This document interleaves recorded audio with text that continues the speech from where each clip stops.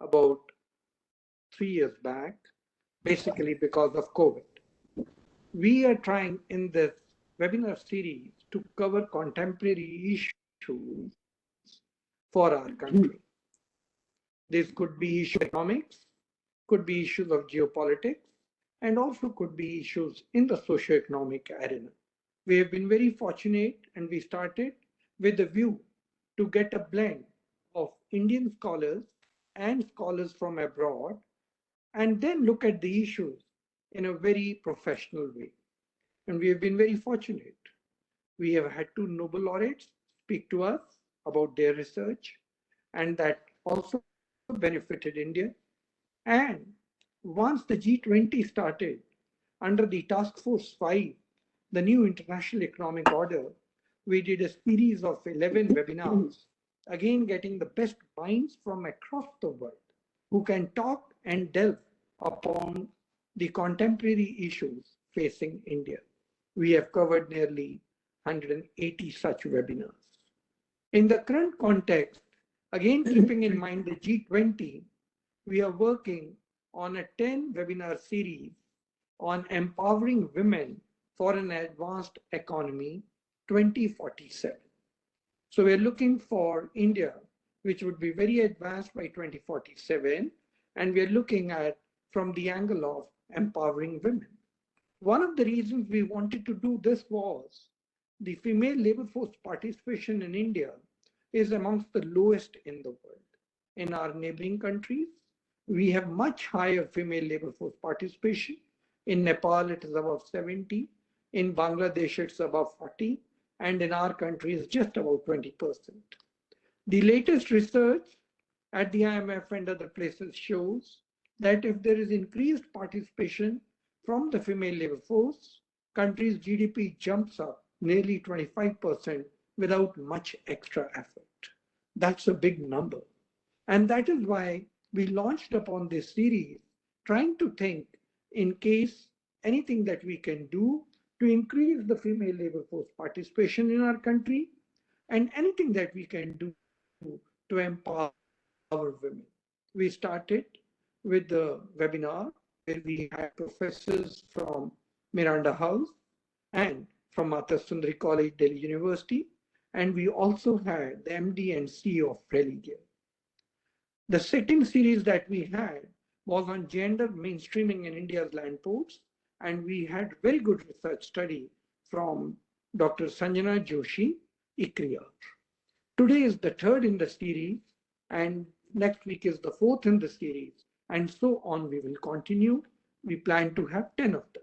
To chair the session today, we have Ms. Preeti Malhotra, and then she will introduce the panelists today. Let me introduce Madam Preeti Malhotra. She is an accomplished global professional with over 30 years of work experience in top leadership positions.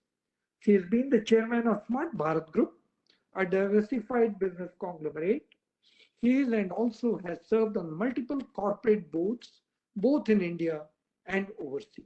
She holds the distinction of being the past president of the Institute of Company Secretaries of India and was the first woman to be elected as president amongst the premier national professional bodies in our country.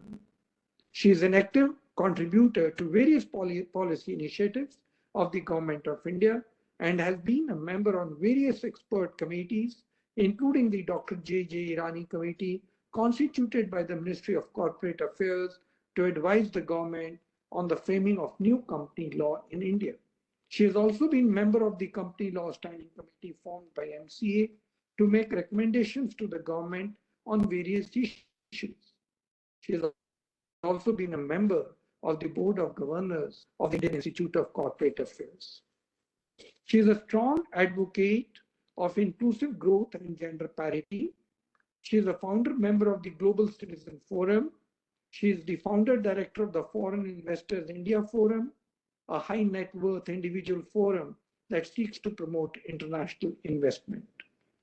She is the managing committee member and has been spearheading as chairperson the SHM National Council of Company Law, Corporate Governance and Corporate Social Responsibility, and she's also the chair of the Audit and Finance Committee of ASSOCHAM. Madam Malhotra is a law graduate from Law Faculty from Delhi University, a fellow member of the ICSI, and a Commerce Honours graduate from Delhi University. With this, I invite Madam Preeti Malhotra to take over and conduct the session further.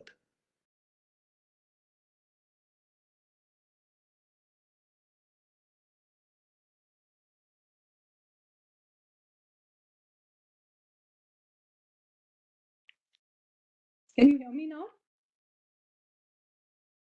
We can hear. Thank you. Thank you so much, Dr. Charan Singh.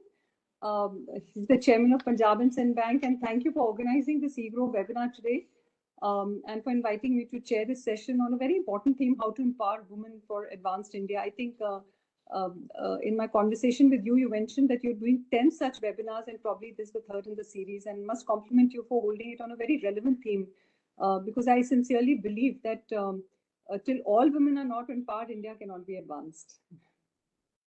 So while it is very important to empower women for an advanced and sustainable future, but I really strongly feel that women also need to be strong, independent, bold, passionate, and keep empowering themselves and other women around them.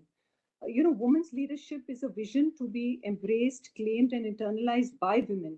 And just like slight seismic shifts can cause earthquakes, slight shifts in that thought space can reveal how women are more than capable of leading from the front. In fact, historically, women were conditioned to accept secondary positions. As time and society have progressed, the generation Y, the generation Z, and I would now say the alpha generation, these youngsters are bringing in exponential changes because of their thought process. In India, in fact, itself, 2.5 crore children are being born every year. And the younger generation have a totally different mindset and are chipping away at the barriers that society has created around them. The younger generation of women today is becoming economically empowered. They are fearless, knowledgeable, self-confident, and are not accepting restrictive boundaries. And consequently, I would say they are more assertive and are demanding equality in every aspect of their daily lives. And this is where I would say is the real change that is manifesting. They are not prepared to accept inequality. They are not prepared to accept jobs where they are not treated equally or do not get equal remuneration. They also pursue relationships only when they are treated equally. I think all this will have a domino effect on society. And I sincerely believe that these generational changes will be the biggest harbinger of positive change. It is also important that we as role models set the right examples for our future generations who are already being raised on this concept of absolute equality. We have to be accountable for our choices and not be bound by them. And I also urge women who have had a break in their careers due to societal pressures or individual choices to come back and re-enter the mainstream. And here I would say I would urge the government and private institutions, professional bodies to consider maybe some advanced online, refresher courses in respective professional areas for women who had a break in their careers. This is to ensure that they get that confidence, and potential employers also gain confidence in the ability of these women who had breaks to nurture their families. And many large corporate employers have to be sensitive to women employees, and I know these changes are coming where women who have small children and who after taking maternity leave, when they have to come back to their workplaces, they need creche facilities, other facilities to make them feel comfortable. So we should all lead by example and provide them these facilities so that they can join back the workforce as soon as possible. I would say success in society or business should be defined by attributes, not anatomy.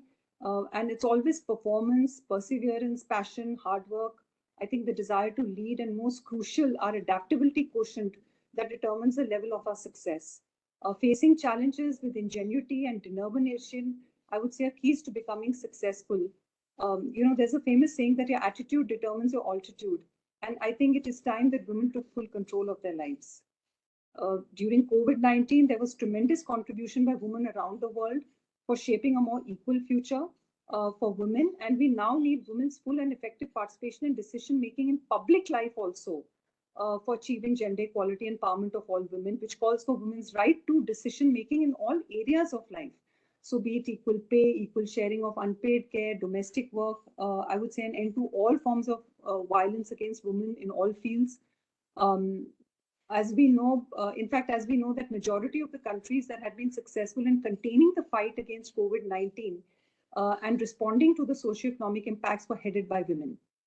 And this was widely recognized that women have been decisive, effective, and compassionate in their response to COVID-19. But unfortunately, what happens is that today, women who are heads of states and government are only in 20 or 22 countries worldwide, and that needs to be changed. The future will be obviously much better with women at every table where decisions are made. So the future would obviously be much better with women at every table where decisions are made. And it's important that women from across the world have to claim their space in leadership and decision making. Today, I think only 7.4% companies of the Fortune 500 companies are run by women.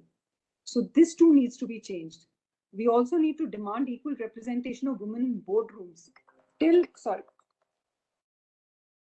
women are not in equal proportion at the helm, till then gender parity within the organization can never become an absolute reality. And I do believe that affirmative action by the government of India that mandated at least one woman director for women to join boards was something that brought about a very positive change, though sometimes controversial. Affirmative action can help in achieve the objective much faster. And the effects of that change reverberate across the whole ecosystem. It is only when women are placed at the top decision-making level they can take effective steps to make society more gender neutral and progressive. I remember when I started my career as a professional several years ago, there used to be very few women in the ranks. And in fact, I remember in my batch of whatever batch, there used to be hardly 2-3 women at that time. I'm talking here when I did my fellow company secretary and all, there hardly used to be a very minuscule proportion. But today you find that when people join these professionals, there are 50 to 60% are women who are joining, these professions. So therefore, I think women are getting more educated, and it's very important that women are educated. And as they get educated, and in part things are changing, but it is only when all women are educated, skilled, and economically empowered can we really dream of a world beyond gender and a world truly advanced, I would say. Today, it doesn't need to be emphasized that various researchers have suggested that having gender parity leads to better performance in all aspects. In fact, many reports on gender diversity in corporates have proven that whenever women are more strongly represented on boards or top management levels, these companies also the ones that perform the best. And I'm sure this would hold true in every situation. And also equality can only be achieved if both men and women actively engage in making it a reality. I think today there are hardly any work disciplines that are dominated by men only. And consequently, within the home, the concept of shared responsibility is becoming the accepted norm, and it is affecting male and female relations across the globe. A very inspiring quote by Anas Nin, which says that life shrinks and expands in proportion to one's courage. So when it comes to gender, the woman must be courageous enough to demand equality. Men must be courageous enough to share equality. And I think the policymakers and the governments of various nations must be courageous enough to grant equality. In fact, contrary to public opinion, India is one of the first countries to witness the power of decisive political leadership under women. Independent India gave its women residents the right to vote and participate in nation building from 1947. And women leaders were celebrated, which led to India having its first female prime minister as early as 1980s. And compare that to USA, which got its first female vice president after 243 years of independence. So positive changes towards women is all around. We see so many examples. And just to quote one example, I remember that in 2021, the crowned Femina Miss India, whose story as the daughter of an auto rickshaw driver was moving and inspiring. I think all of us must have read about it. That was proof that the idea of female empowerment is reaching the last common denominator. It's like I mentioned, it's very important for parents to educate their daughters well. And it is now more important for women who are educated to come out and take control of their destiny. So whatever your choice may be, whether it's raising a family or building a career, it's a choice only when you as a woman have absolute control on the decision to do so. And I was really happy to read a decision of the Madras High Court recently. I'm sure all of you would have read it. That says that the wife who contributed to the acquisition of assets or family assets by performing household chores was entitled to equal share in her husband's property. Now, this is the first time an Indian court has formally recognized the contribution of a housewife to the husband's income. I think such court decisions can make such a perception difference. And lastly, I would like to speak of technology. Thanks to COVID, women who have been able to unlock the true potential of technology, which has changed the way we approach work. Offices today are not bound by physical space. Technology has removed these barriers, and the place of work does not really matter anymore. So this can be more enabling for women, because sometimes they have to be at home to tend to their children and other aspects of household matters. And this can help them realize their vision, because staying at home now does not cut you off from the rest of the world.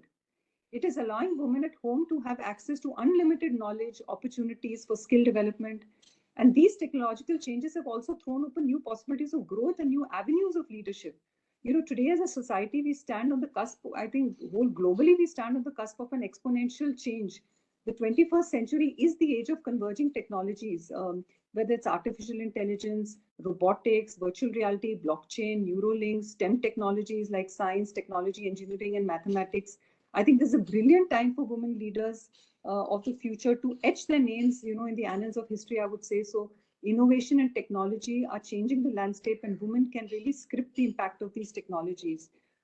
Technology is a great leveler, and from mobile banking to artificial intelligence, it is essential that women's ideas, experiences equally influence the design and application of these innovations that will shape and define the societies of the future.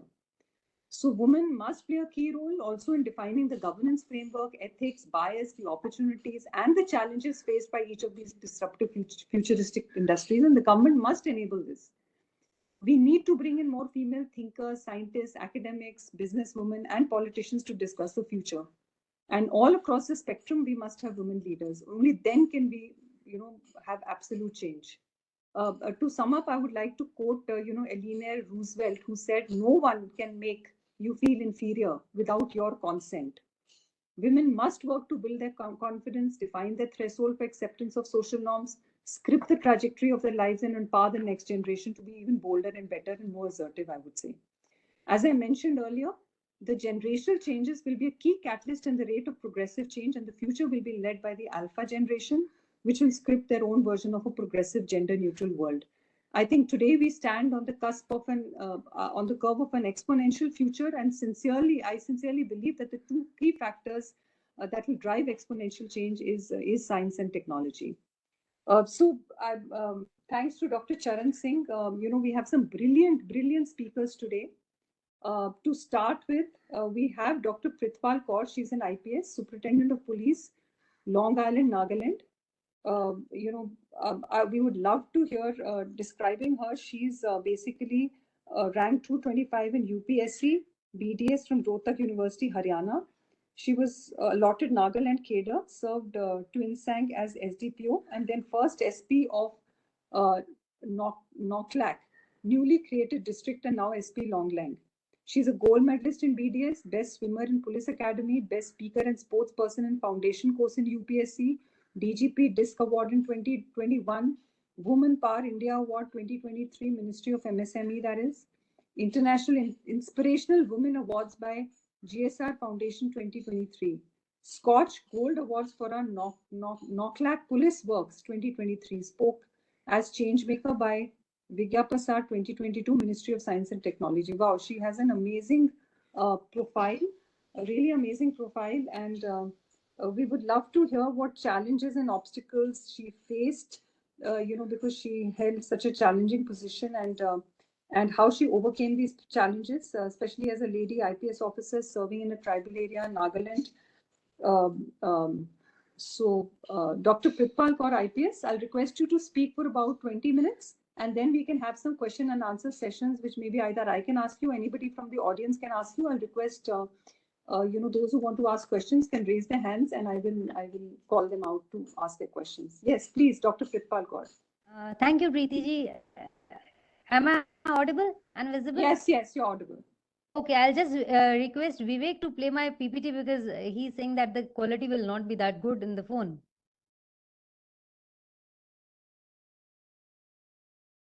Can you see your PowerPoint presentation? Yes. I definitely. Yeah. My name is Dr. Pritpal, as Preeti ji has mentioned already, and I was been posted as SP of the Noklak district. Noklak is a newly created district of the Nagaland, and it is at Indo-Myanmar borders. The biggest issues it was facing was with respect to the drugs and the HIV and insurgency, weapons, and lot of things. And the first, I think the challenge was when I was getting posted there as first superintendent of police there. They saw me as an SP, but as a female SP along with an outsider. So I was like feeling like, how shall I play and how shall I go about? Vivek, please, next slide, please. So you can see the issues here, a lot of issues, drugs and the health issues in the education. You can see out of 94, only 4 people have passed out of 10th class, and HIV and STDs and scrub typhus, insurgency, weapons, these all problems were there. Vivek, next, please. This is the Indo-Myanmar borders, and you can see that we are located between the Golden Crescent and the Golden Triangle of the drugs. The Nagaland is being a root of the drugs mafias. Next, please. See, these are the challenges. This is our vehicles. Okay, you can see that it was the landslides are rampant, and it takes around 14 to 15 hours to reach to Dimapur, and then to take the other communication routeways. So the first challenge was it was communication and the infrastructure. Next, please. And then we started the war against drugs and the intoxicants. We started having raids on the random basis, arresting the people who were involved in the weaponries or the insurgency and the drugs. Next, please. So we started thinking out of the box. Now one person who came to me, he was a Kisan president, and I was telling Preeti also. One day he called me and he said, Madam, can I meet you? I was like, yes, please. And he said, ma'am, can you, take us to Punjab or Haryana? Because we are all, suffering from drugs and the intoxicants here. Can you please teach us there also? Because we are also farmers. So I told them, why do you have to go Punjab and Haryana? I will get Punjab and Haryana here. So you see, here we started the trainings of all the SSGs here. They have started learning the nursery. These are the border villages. We have started showing them the scientific agriculture techniques. Next, please. Vivek, next.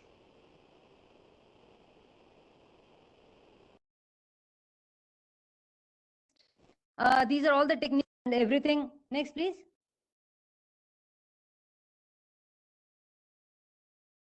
You see, next what we have done is like, this is self-help group of the women here. I have started a chain of livelihood that is called as TONS, that is Taste of Noklak Society. These women, they are not only the family members of the farmers, they were one who were suffering a lot from the drug addiction and the HIV and the menstrual hygiene problems. Then we sent these women for the training. They came back. We started launching their products in the value addition. And below, if you can see, there is one uncle with the cap. He's from Haryana. His name is Mr. Dharendra. He came here to teach with all the value additions in the food processing. I got a food processing unit here from Haryana, and then we taught them all the herbal products with respect to soaps, shampoos, face wash, hand wash, even the jam, jellies, pickles, everything, whatever they wanted to learn. So the name was given as TONS, TONS, that is Taste of Noklak Society, and the brand was launched. Please, next. You can see perilla seed oil also here, all the extracts of the herbal plants. Please, next, please, Vivek. This is the Noklak honey, which has been launched along with the perilla seed oil, just to empower our not only women, also our farmers. Here, if you can see, this is International Women's Day. Actually, this is a very funny incident. When I was going to Nagaland, many people told me that, people do black magic here, madam, don't go there. And always keep a ginger in your pocket to save yourself from the black magic. So I said, okay, fair enough. Let me do something with this ginger instead of doing and talking about black magics. So we have launched the ginger candy here and the ginger product, ginger extract, ginger oil. Everything was launched from the ginger. Now, no more black magic talks are there. Rather, there's a talk of the development and the progress now. Next, please. This is the Women Empowerment Expo. You can see below, they are weaving by their hands. This is all manual weaving, what they all do. So we conducted a whole expo of all the women at the border villages, and they all were, shown with the new technologies, how to go about the modification of their designs and everything. And later on, the stalls were been, coordinated with the district administration and the industries department, and they were able to sell a lot of products. Next, please. Next, you see, this is with respect to the COVID. We have worked since I'm a doctor. I took the help of the women, the whole, women society there. I asked them, can you stitch the mask? Because we are at the border, we'll not be able to get all these things as soon as possible. So not only the masks and the PPE kits, we started stitching everything, and we started making all the booths and the testing kiosks also with the help of the women. Next, please. Noklak and especially most of the districts of Nagaland, they are affected with HIV and the scrub typhus and a lot of STDs. So we have thought to just culminate all these things in one platform. So we called all the women and the males to have a discussion on this, how to prevent and how to go about it. So right now we are able to reduce this a lot. Next, please. Actually, one very biggest problem here was with respect to this menstruation and with respect to all this menstrual hygiene. So what we have thought is, why not to start their own sanitary pads making unit. So we have started a sanitary pad making units. We have launched a product. That product's name is Mother's Love. And earlier there was a lot of uterus infections, a lot of deaths also because of that at the border villages. Now they are not like that. We have got the machines, we have got the biodegradable materials, and we have told them how to dispose of all these things so that it is not polluting the environment. Next, please. The theme was my periods, my pride. And now they take the pride in it. You see everyone, all the women are doing this. This is the women vendors and the school children, whosoever wants this, they are taking care of it. And the CMO Longlen has, and the Noklak has made a statement that now the uterus infections have come down. Please, next, please.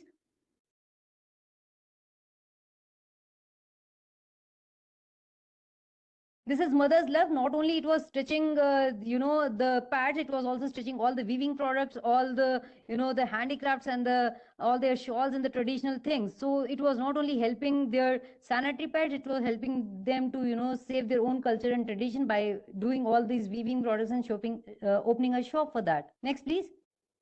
I'm a bit fast because I am being provided only 20 minutes. This is the Mithun farmers. We have a lot of Mithuns here. Mithuns is a kind of bovine species. And how do you, take care of your cattle and everything? This helps in taking care in the scientific, environment, so that the people or the farmers or the women who are taking care of them, they are able to save some money, and they can able to, send their children for the good education and for any medical facilities they need in the hospitals. Next, please. Vivek, next, please. This is Noklak masterpieces. We have launched a brand on the handicrafts also. They are very good in the handicrafts, and the only problem was they was not knowing how to do the polishing and how to go about it for the marketing and how to save their own culture and traditions. So we have taught them and launched a product recently called as Noklak masterpieces. Next, please. This is the first aid rule. Actually, there was a lot of problems of the deaths happening in the, the accidents, because the terrain is so bad and the geographical conditions are so different. So I thought to teach them all these golden rule R's, how to manage them. All these things will be also taught. Next, please. This was the first ever computer lab also been opened. I was telling you in the before, out of 135 students in the class 10th, only 5 passed, 130 failed. And this year also, out of 94, only 4 have passed, 90 have failed. The problem they are telling is like, not a, good, the resources are not there, the logistics are not there, the books and everything is not able to reach there at time. So we have thought to create a computer lab so that they are able to, manage all these difficulties in one go. Now there are regular classes going on. If you can see, it is not only computer lab.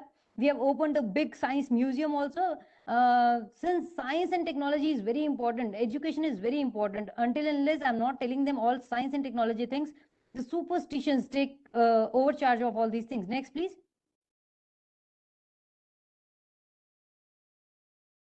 This is the science classes I'm taking. I just love to take the science classes. These are the students who were, in the class 10th, who have failed in the classes, but we have got them back so that they can write their compartment exam. They can learn whatever the subjects were, and they start loving science and maths. It's not at all difficult. I was just telling them this thing. Next, please. This is a science museum. If you can see, this is all made by the plastic bottles. So this is also a waste management come science museum. This is the plant cell. If anyone is aware of the plant cell model here, this is endoplasmic reticulum and the Golgi bodies and the nucleus. Everything has been shown there, and we have started teaching them this thing. Next, please. This is all the science model showing the maths and the geography and the science and the Mithun. You can see there the volcanoes above. This is all made by the waste, but to teach them the science in a positive manner, that we have to change our mindset towards science and maths. Next, please. This is the library we have created because they were quite scared of the books. Now they are loving the books because we have created this in an, the friendly manner. They just sit there, chit chat there, and they study now. Next, please. This is the piglet farms we have created so that the people who were, dropping out of the school, the worrying factor was the people or the students who were not, taking the education far ahead now. Now the only option was to teach them the livelihood skills. So these were the livelihood skills which were been taught. Out of them, 46 farmers were been chosen. They were given the targets. Whosoever will complete the targets, they will be awarded. So all these piglet farms are still going on. Next, please. This is the yoga classes just to make them fit and fine, just to take them away from the drugs and intoxicants, just to teach them the healthy body is the best body. Next, please. I love to teach yoga, so I was teaching the classes. This is in the morning hours, morning 5 a.m. to around 10 a.m. we have started classes for free UPSC and NPSC and other departmental exams. The only thing they were telling us, madam, we do not have the equal opportunity just because we are born at the borders. Does that mean that we'll not get that opportunity because we cannot afford that? So I thought, why can't they afford that? If we all are there, I think we all should have helped them. So in the morning only, I collaborated with all the departments, district administration and the army people, and whosoever was able to teach in good subjects, good teachings they could have given. We called them up and we started taking the classes. So out of my batch of 39, 7 have cleared prelims, 4 cleared mains, 2 cleared LD exam, 2 cleared professors, 1 has cleared the junior engineer, 1 has cleared the KVK exam. Next, please. This is, I'm not showing the faces here. If you can please carefully see, these are all the drug dependents, the people who were taking the drug addiction problem. What we have done is, since I'm a doctor, we have started, giving them opioid substitute therapy. It is called as OST, the buprenorphine. We have to give it sublingually. We have started, rehabilitating all these patients. I used to call 120 batch of the drug addicts. And out of this 120, I've already rehabilitated for 480 of them. Not only this rehabilitation, we thought the next step also, so that after they complete their rehabilitation medicine, then they can go for their livelihood schemes. So if you can see below, we are teaching them how to make handicrafts and how to make, farming and how whatever livelihood skills they want to learn. We have taught that also to them. Next, please. This was my last project. I think I'll say that this was called as not guns but machines. Actually, the problem was a lot of people were, involved in making weapons and they thought that this is their handicraft. So I was a bit, skeptical. Why do we have to make weapons when we can make good machines? When they always keep on calling me, ma'am, we need food processing machine, ma'am, we need this machine, ma'am, please give us this machine. Why do you have to take machines from us if you can make yourselves? So we started a campaign called as not guns but machines, and you can see the tribals of my place, they have won now. They have made oil expeller, they have made cooking cum drying machine, they have made the electric bike also. Please, next, please. This is the electric bike which the border villages of ours have made, because there is nothing, no mode of communication and no more, no mode of transportation. I thought, why do we have to wait for everyone if they can make their own bikes? And this is the electric bike, and if you see the name, it is WON1, that is Wheels of Nagas. They have already won this, the fight between the civilization and the fight between the development. If they can move together with hand in hand in the development and the progress, I think they have already won and they have made it. Next, please. Now, since I'm posted to the Longland, we have started the same things here. If you can see above, these is my students, and the coaching classes have already started since 3 months, and we are taking the coaching classes for UPSC and NPSC morning 6 a.m. to 10 a.m. Free, all the study materials are been given. It will be continued for 6 months. Below, if you can see, these are all the lady farmers who have been sent for the training for 45 days in Dimapur, and they'll be coming back. We'll be making them master trainers. One very important concept what I have taught to my farmers is, even if I'm there, I'm not there, one of my group, like Taste of Nuclear Society, one of my society has to teach another society, so that this model is sustainable. One village will be teaching the another village. Next, please. And this is Longland drug dependence, the drug addicts. We are teaching them how to make the mudas. They have already made 15 of them they have made.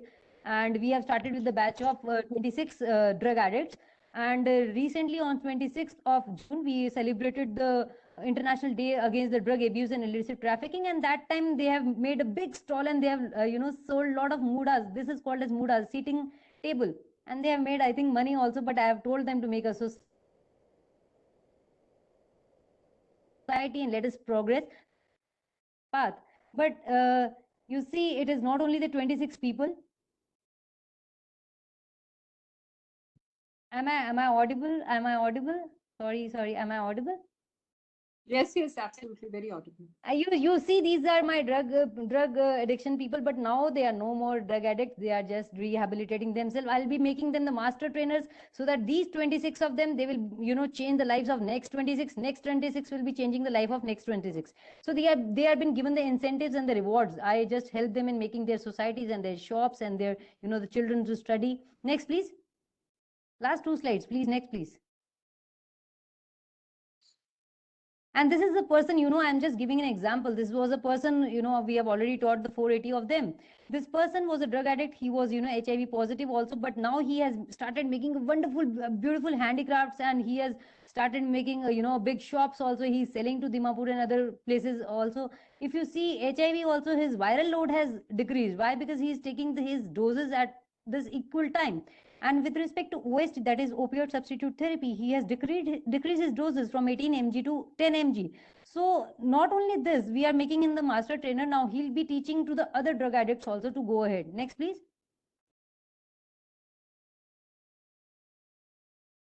This is also the people who have changed. They have come to my office. They are making a big shop of furniture. They were earlier drug addicts. They earlier used to take 18 mg of the OST. Now they have decreased their dose to 8 mg. Now not only this, they are teaching 3 of the students also. Actually they were the graduates, but unfortunately they got caught into the drug addiction problem, but now they are rehabilitating and they are going ahead. Next, please.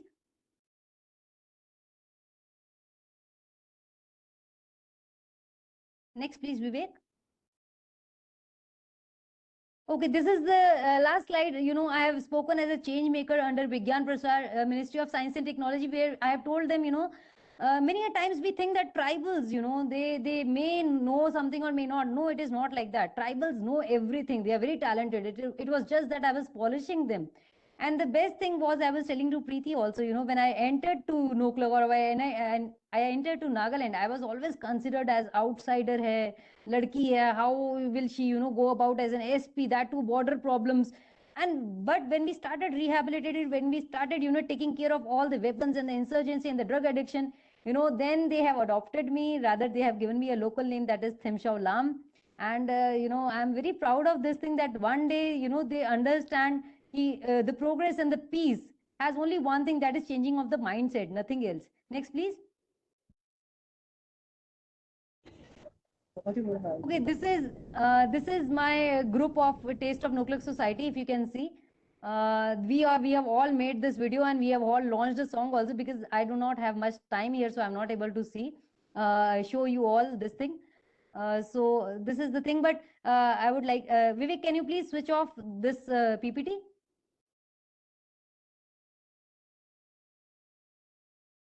Okay, these are all the works what we were doing. I was about to tell Uncle Charan also, when we started, Uncle, everyone had a doubt on us that being a girl, how will she manage the borders, that to Indo-Myanmar borders? And being an outsider, they rarely consider Naga, they have a, feeling of an outsider. But when we started all these works, they have loved us so much and they have adopted me. They have written a song for me and they have given me a local tribal name. The tribe name is Khimnyungan and name is Themshao Lam. And now they are progressing like anything. Since I'm been out of the district, still they have not stopped. One society is teaching another is teaching another. The batch of 26 drug addicts are teaching another batch of 26 drug addicts. So this continuous process of sustainability is still going on. And that is the only satisfaction. I feel like a few lives have been, come around in the mainstream and they're going ahead. This is it. Thank you so much. Thank you so much. I mean, that was quite an amazing talk, Dr. Pritpal Kaur. Your presentation was the kind of initiatives you've taken. I think you must have set a benchmark in skilling so many people, rehabilitating so many people. Wow. Really good to hear all this. I'm sure everybody would have enjoyed your talk. Nice And speech, ma'am. I also wanted to ask you a personal question in the sense that also, Please. in your whole process of becoming an IPS officer, what are the kind of challenges you faced and what does women empowerment mean to you? Thank you so much, Preeti, for this question. Actually, I was talking before also, for me, Nice speech, when I ma'am. wear. Yes, yes, yes. Am I audible now? Yes, yes, you're audible. Okay. See, I'm a dentist. When I cleared my dentistry, I'm from Haryana. Haryana, rarely women, earlier days, few years back, rarely women used to get learnings and they're getting education at the equal levels. It was my mother, it was my family who has supported me, saying that no, she should also get the equal chance. And, later on when I got married, many of the women, they say that after marriage, you cannot do anything. No, it is not like that. I have prepared for my exam after marriage. And, after getting into IPS, everyone says that this may be or may not be a male dominated service. But, trust me, when I wear uniform, I rarely remember that I am a male or a female officer. We start performing like anything. And when the works are there, work speaks a lot. And let me quote a small thing. I love to write poetry. Also, let me quote one thing, जग जननी है, सब पे भारी है, तूफान को भी जो मोड़ दे, ऐसी भारत की नारी है. दुर्गा, सरस्वती, काली, आदि शक्ति भी तो परछाई तुम्हारी है. आखिरी तक मैदान में जो डटी रहे, ऐसी झांसी की नारी भी तो हमारी है, ऐसी भारत की नारी है. This is the thing. I feel this is all in our mind.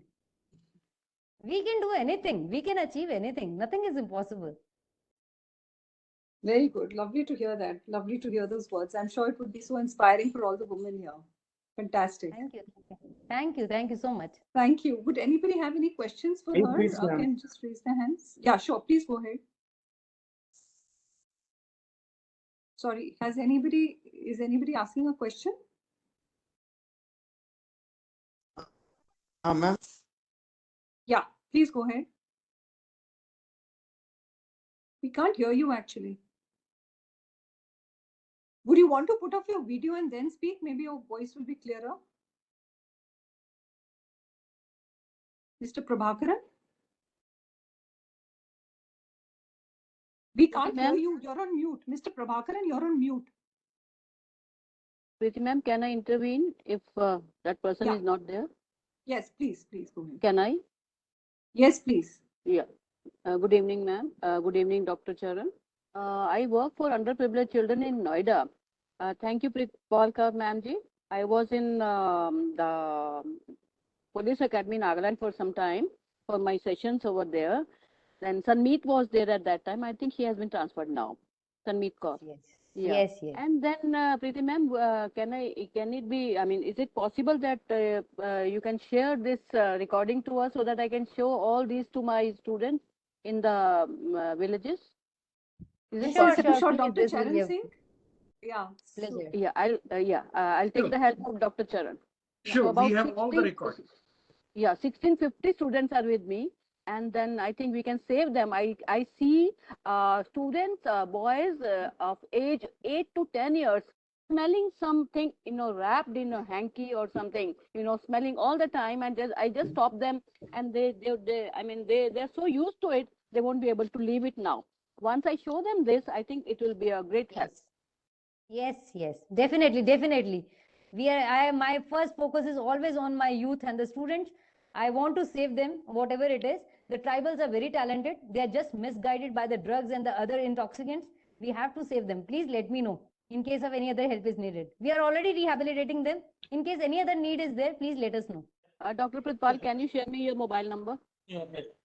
Please, I'll definitely share you. She will ensure, not to worry, Maninder ji. What we'll do is we'll ensure that EGROW sends you all the details and we'll link you up with her. Thank you. So Dr. Pritpal Kaur just shows that how inspiring your talk has been, right? You moved a lot of people. Thank you so much. Thank you so much. Thank you. Really appreciate your talk. Thank you. Thank you so much. I think Mr. Prabhakaran, if you want to quickly put up a question, but again he's gone on mute, I think. Yes, He's been, yeah, please. Ma'am, in such of inspirations are there in a lot of this education, Minister of Labor's, women's, and all to intellectual to proper to ma'am. This and all. Nice to speech, ma'am. IPS officer, ma'am. Thank you, Mr. Prabhakaran. Now I would like to call Ms. Monika. Ms. Monika Mangla, she's IAS, Assistant Director with Niti Aayog. She's an Indian Economic Service Officer of 2020 batch, currently posted as an Assistant Director Niti Aayog. She's done her MA and MPhil in Economics from JNU. I think all of us would love to hear you, Ms. Monika. And she's giving us a presentation today on missing women in Indian labor force, which is obviously detrimental to growth. So, what is the reason for decline in female participation? What are the global best practices? What is the way forward? We'd love to hear from her. Thank you. Monika ji, please go ahead. Thank you, Preeti ji. So I'll request Vivek to please upload my PPT. So it's on, as Preeti ji mentioned, it's on the female labor force participation. The female labor force participation in India has historically been low.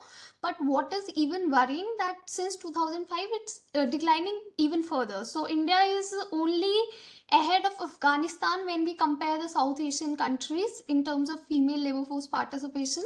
So if you take it to the next slide.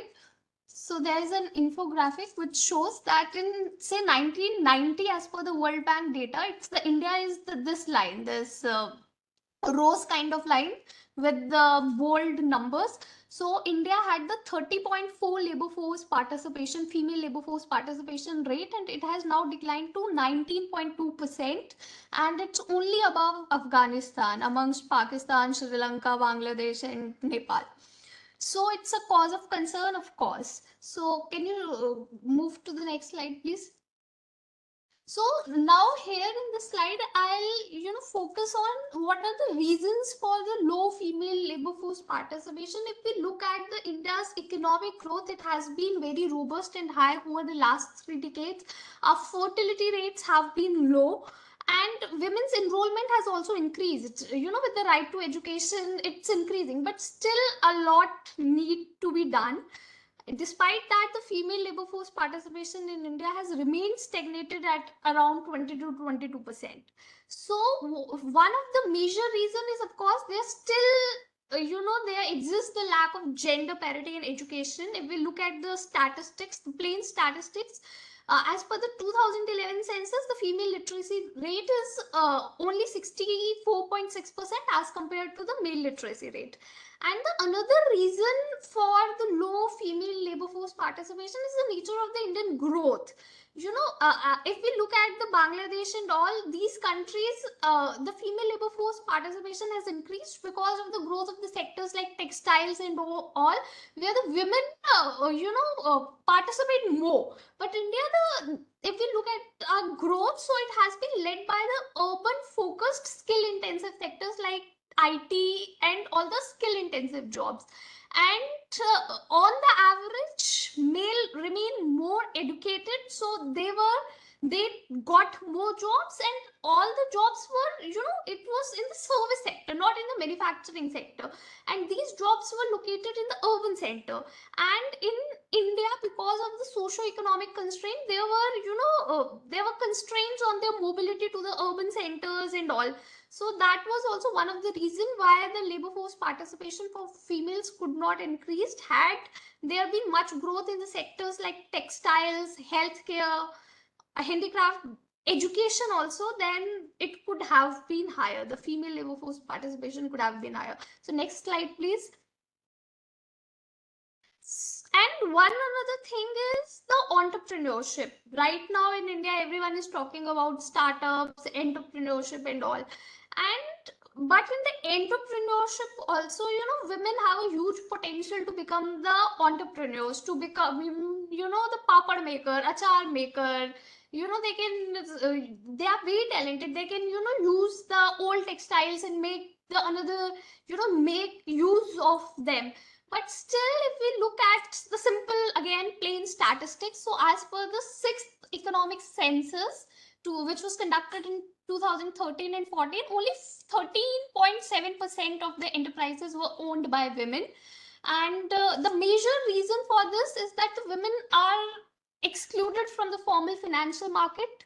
They don't have the assets in their name, so they don't get the credit. And though as per the Hindu Succession Act, women are legally allowed to own land, but still the NFHS data suggests that very few women do own the land in their name in reality, and then they get excluded from the credit market. And when it comes to entrepreneurship, marketing is also important.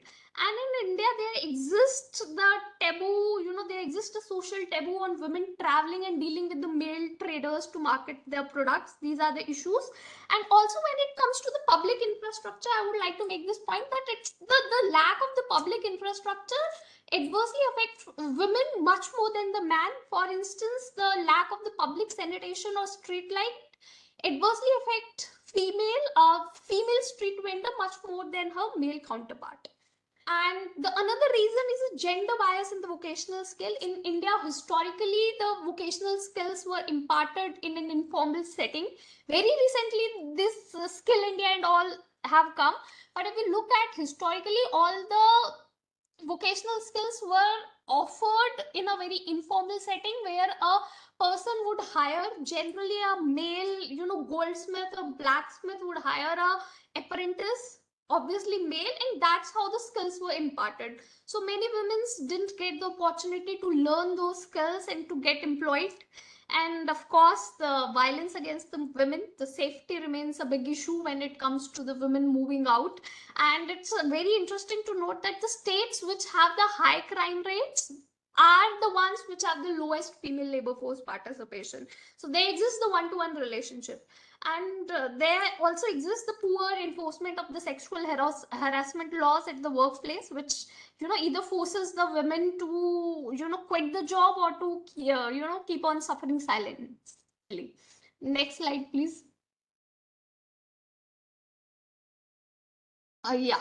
So these were the reasons for the low LFPR. But what is even more concerning that since 2005, the labor force participation of the female is also declining. While in other countries it has improved, but in India is a peculiar case where the female labor force participation is even declining. So I have tried to look at the literature and find out what the reasons for this trend. So one important reason is the mechanization of the agriculture. So earlier, so many women were employed in the agriculture, but due to the mechanization, the need for so many women reduced, and there didn't exist any other alternative for them to get employed in rural setting. So many women who were hitherto disguisedly employed in agriculture became unemployed all of the sudden, because there didn't exist much of the rural in the rural areas, much of the job opportunities. Yeah. And the another reason was that there has been the increase in the income level also. So many women could now afford to not work. As we know that the ILO report states that the women spend more than 10 times more time on the domestic chores and unpaid care, and the cost of the child care is also very high. So with the earlier, if we look at the trends in the labor force participation, the women who are poor, they can't afford not to work, so they are working. It is the middle class, women coming from the middle class who can afford not to work and who are not working. If provided they can work, they have the capability to work. So one of the reason is the income effect, that because of the income effect of the increased households earnings, and in the presence of the responsibility of taking care of their children, of the elderly, is solely on the women. So many women simply dropped out of the market of the labor force. Next slide, please. Yeah, and when it comes to the dynamic sectors like IT and all, Preeti ma'am also talked about it in the beginning, that so many dynamic sectors also where the skills are becoming obsolete at a very exponential pace, and women have to take breaks because of maternity purposes and childcare purposes. So once they take break, it becomes very difficult for them to enter again, and they have to take the substantial pay cuts and all. So yeah, it is also an issue that in the very dynamic sectors, in the very high skilled professions, you know, in the service sector basically, so it is also an issue. So that you know, we need to curate such programs so that the women who once, you know, take the break, they can come back. There should be some internships, some kind of programs which help them in coming back to the market and learn the new skills. Next slide, please. Yeah. So here till now I had talked about the reasons. Now I would now like to talk about why it is so important to increase the labor force participation. It's not only the social benefit that will lead to more equality and inclusivity. There also exist very strong economic benefits also if the female labor force participation is increased. First, I'll talk about the social benefits. As we all know that the financially independent women enjoy more bargaining power at the household levels, and there also exists the studies with the empirical data which shows that there exist the higher female labor force participation lead to reduced cases of domestic violence, sex selective abortions, reduced infant and maternal mortality rates. And also there are some studies which also suggest that if there are more women, you know, if more women heads the positions, so it will lead to the lesser crime and lesser corruption also in the society. And when it comes to economic benefits, so first, as Charan sir also mentioned that IMF studies, there are many studies which suggest that if the women participate in the labor market, if their participation increases, so it can add to the economy to say to the 16% of the GDP. But I'll go into the reasons for it. One is the efficient and optimal allocation of the human resources. That so many women, educated women, are not able to contribute to the economy, so their talent and capabilities are simply going to wasted. So it's the loss of the economic potential. And it also lead to, if so many women don't participate in the labor market, it also lead to the inefficient allocation of human resources, because it's so many, because what happens, instead of a bright woman, a mediocre man can get the job. So if there is the equal opportunity, the best one should get the job. But it is also possible that so many talented women are not able to contribute to the economy. And the another you know, channel through which it lead to the higher economic output is the diversity. So if the workforce is very homogeneous in nature, so it lead to, you know, so they are more likely to miss the same thing, they are likely to view the things from the same lens. So the greater diversity at the workplace contributes to the diverse perspective, complementarity of thought, and a more robust critical evaluation, which lead to the better decision making and improved productivity. There is one study which shows that if women are there on the bank's board, so it lead to the less NPA, because women inherently are more risk averse than men.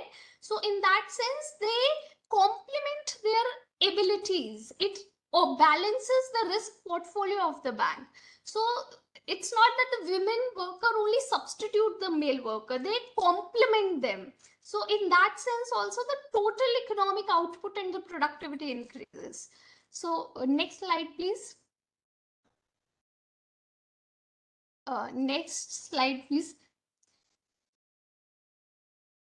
Yeah.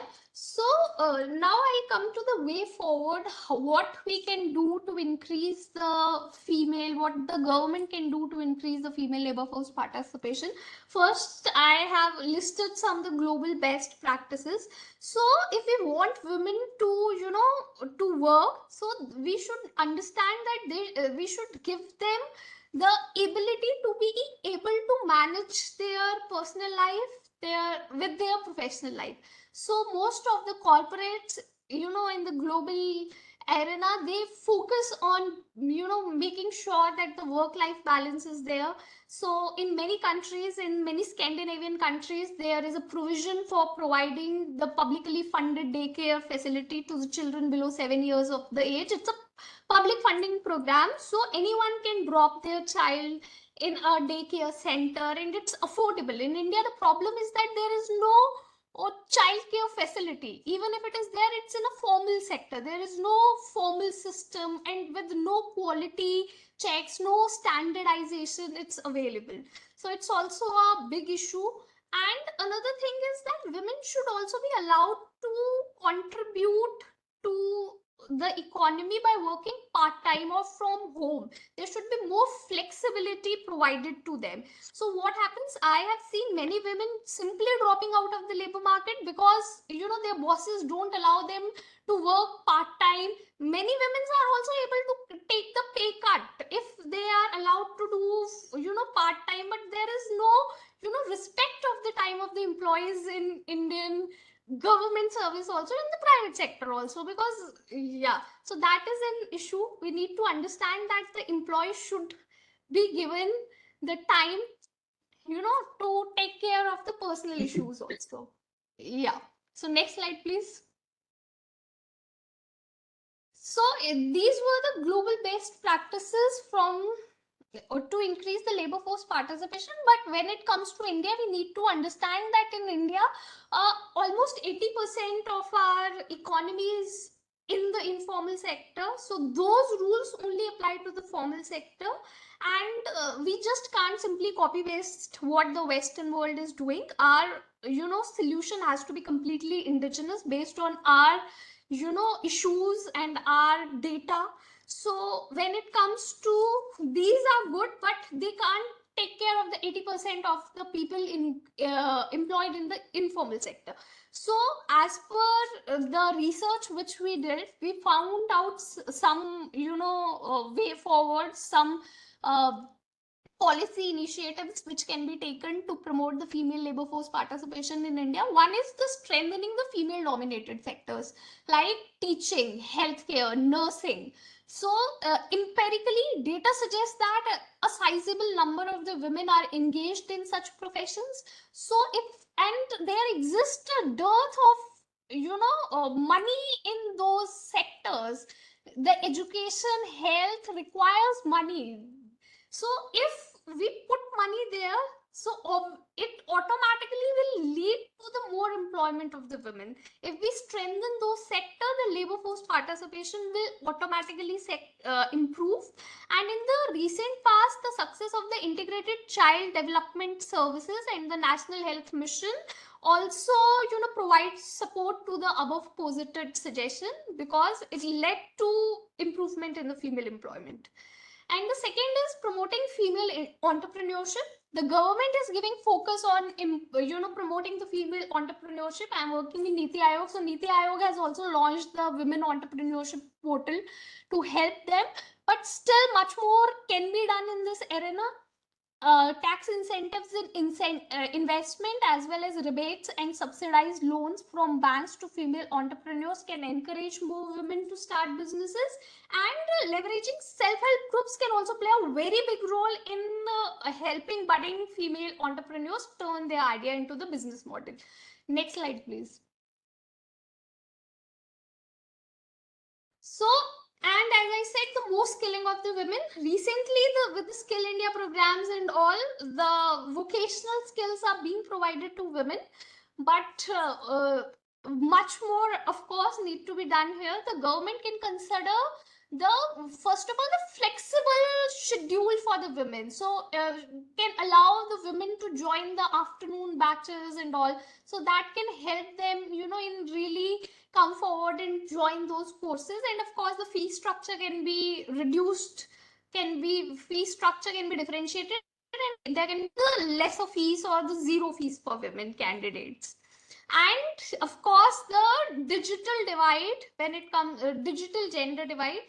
So with the artificial intelligence, robotics, the technology is going to be a very major player in the economy. So most of the work will be done using technologies, and it is very disheartening to note that as per the NFHS data, only 54% of the women have a mobile phone that they can use themselves, and only 1/3 of the women have ever used the internet. So if the jobs are increasingly becoming more digitally oriented, women are likely to fall behind. Therefore, we should focus more and more on imparting digital skills to women. And if we want to take the advantage of the emerging gig and platform based economy, it becomes utmost essential to impart the digital skills to the women.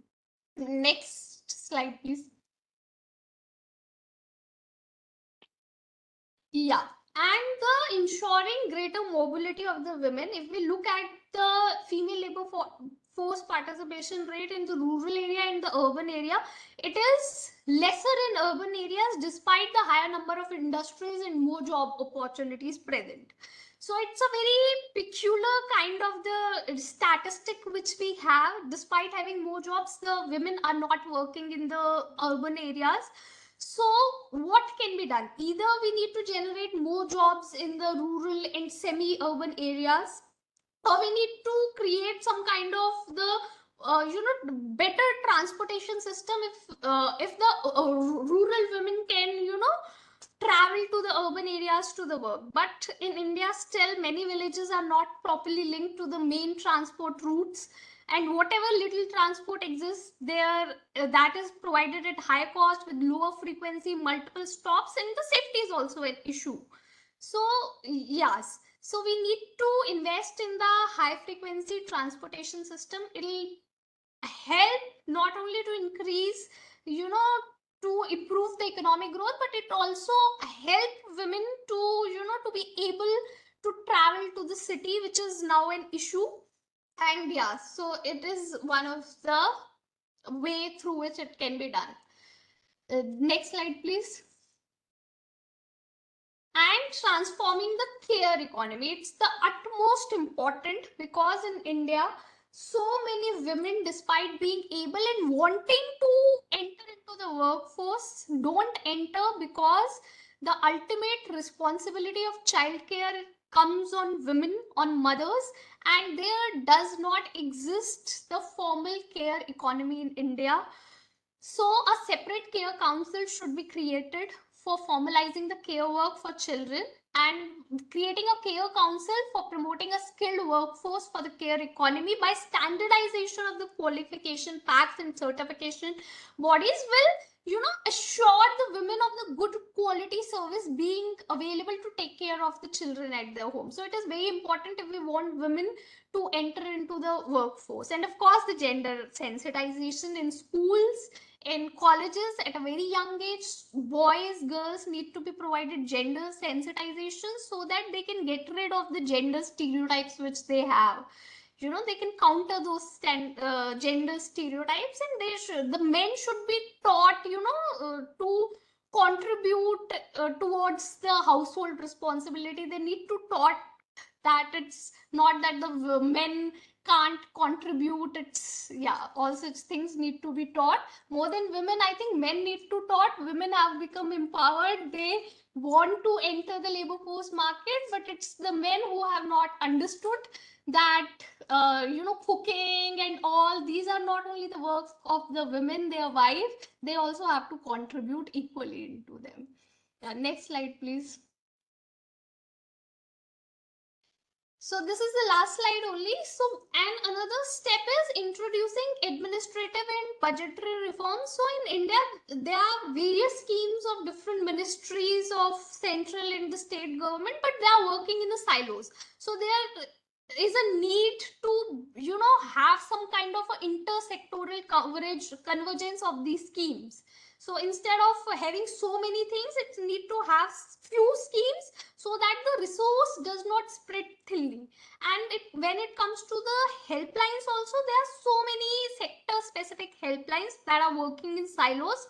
So there's a need to provide a dedicated helpline for women that addresses all their concerns in one place. And the holistic infrastructure policy, like there should be, a sanitary pad vending machine at the public places, breastfeeding enclosures in the public places, all such things should be there. And in so many government ministries also, there are no crutches there are no child care, place where the women can drop their children. So that is an issue, and last mile connectivity is very important. Safe streets, toilets for women. They are not only important from the social perspective, but they are important if we want more women in the workforce. So yeah, that's it from my side. Thank you so much, Ms. Monika. I think that was really an amazing, very nice, very thought-provoking, comprehensive presentation, and very good suggestions on the way forward given by you. And I'm sure EGROW and Dr. Charan Singh will take these forward with the relevant organizations or relevant people. Yeah. Very, very nice. And maybe just some personal question in the sense that, Yeah. you on yourself, in the sense what are the kind of challenges you faced as a woman, and did you feel you had to put an extra effort or work to prove yourself versus your male counterparts? No, in But Niti you're Aayog, in the younger generation, so I'm sure things have changed now. And what are the generational changes that you've seen? Yeah, on the work front, I don't think in the office I was ever made to realize that you are a girl and you are not capable of doing anything. But of course, when it comes to family and all, I think my male friends are not supposed to learn cooking, to do all such things. But it's the pressure is on me to know all the household work and everything. So that is the difference I think I have seen.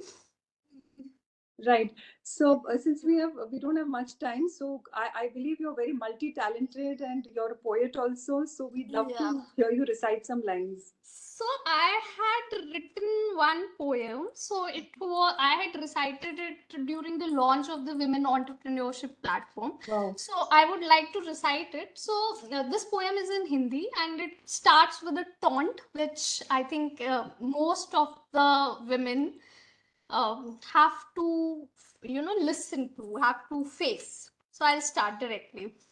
कैसी माँ है ये, कैसी माँ है ये, कैसे अपने बच्चे को संभाल पाएगी, इसके तो अपने खुद के सपने ही खत्म नहीं हो रहे, क्या खा के गृहस्थी चलाएगी, ये तो खुद आसमान में उड़ना चाहती है, राम जाने कैसे अपने परिवार की जिम्मेदारी उठाएगी।